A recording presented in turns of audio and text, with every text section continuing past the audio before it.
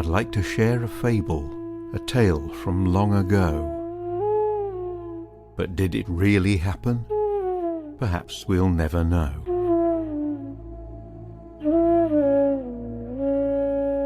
It tells of somewhere distant, unseen by Western eyes, a land of myths and music, where mountains touch the skies.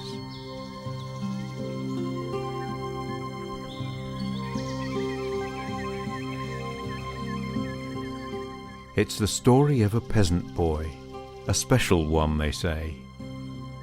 His name was Zhen Yongdu, which means helper on the way. Now Zhendu, as they called him, knew a language with no words, for this young boy was able to communicate with birds. He sang to them each morning, he'd serenade the trees. The birds flew down to greet him, he put them all at ease. They hovered round his head, sometimes perched upon his arm. He fed them little morsels from his open, outstretched palm. He took a little silver bell and hung it in a tree, saying, "Bluebird, I will feed you if you'll bring the bell to me." The bluebird cocked its head as if to say, "I understand." Then it picked the bell up in its beak and placed it in his hand. The people of the village loved to watch him every day. "There's our young friend Zhendu with the bluebirds," they would say. They marvelled at the way he sang the language without words. And soon the news was spreading of the boy who spoke to birds. The region's evil ruler grew so jealous of the boy.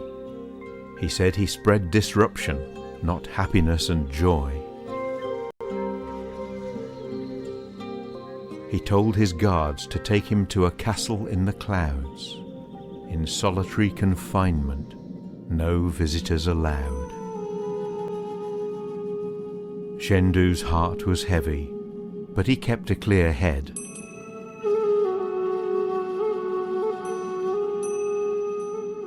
He didn't think of loneliness, but solitude instead.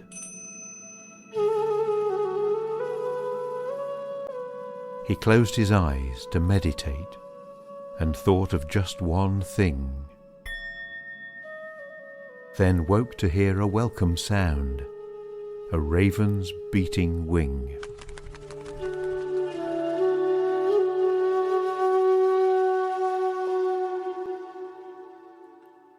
A glossy blue-black raven came close and showed no fear. The way the bird flew through the bars gave Zhendu an idea. The cell door key was hanging from a hook upon the wall. The raven might retrieve it, but the chance was very small. He looked into the raven's eyes and pointed at the key, saying, "Raven, I will feed you if you'll bring the key to me."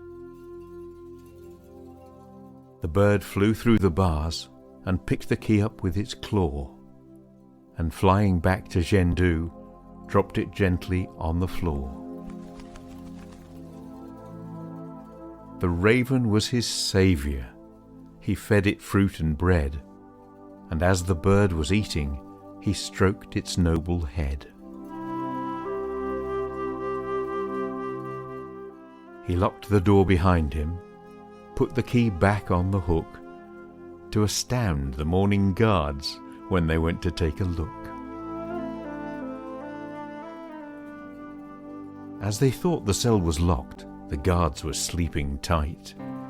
So Zhendu tiptoed past them and out into the night.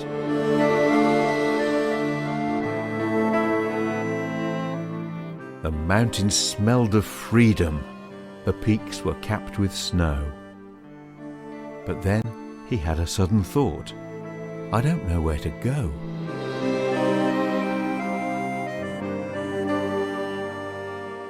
He ran for miles till morning, when dawn brought hopeful light. But still he wasn't certain that the way he chose was right. Now in the hills there lived 2 tribes, the same to someone's eyes, but one tribe always told the truth, the other only lies. If Zhen asked for guidance, he wouldn't know what's true. He wandered through the forest and wondered what to do. After many hours, he'd formed a simple plan. Then where the path forked into 2, there stood a hooded man. "I'm seeking Yongdu village, sir, so help me if you might.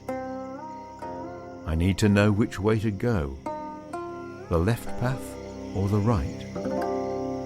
But when you give your answer, please say what I must know, as if you're from the other tribe. Now, which way should I go?" "Your words are wise for one so young," he heard the stranger say. "If I were from the other tribe, the left path is your way." A truthful man would answer with the lying tribe's reply, and a liar's never true, so Zhen knew it was a lie.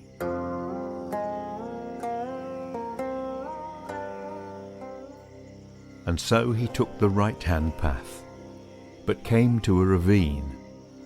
The sides were almost vertical, the steepest that he'd seen.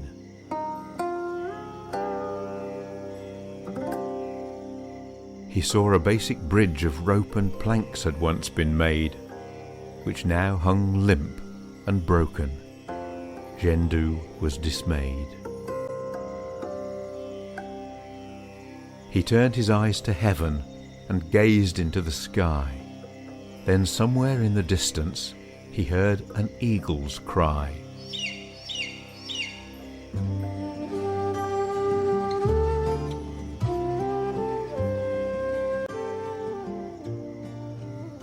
He called to this majestic bird. It chose a perch nearby. He said, "Eagle, I will feed you. Can you carry me and fly?" The eagle's talons gripped his arms. They flew where clouds are near. They soared above the ground, but Zhen had no fear.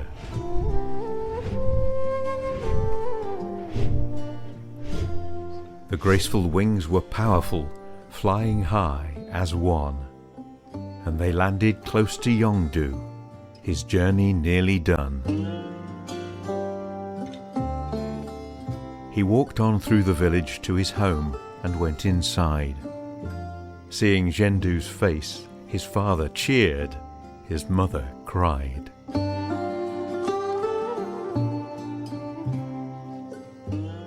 The villagers were overjoyed to see the boy return. They saw him as a teacher. They had so much to learn.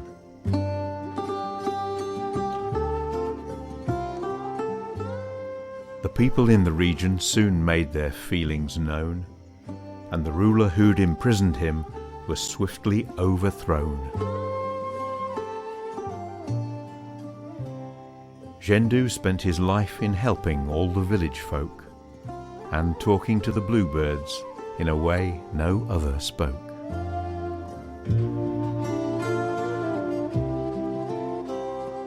Does this story have a moral? What lesson can we learn? If we're kind to others, then that kindness may return. And in our darkest moment, a mind that's cool and clear may find the right solution, despite the doubt and fear. My narrative is finished. It's here the story ends. The legend of a peasant boy who called the birds his friends. But now you've heard the fable, the story of Zhen. Do Do you think it really happened? Well, I'll leave that up to you.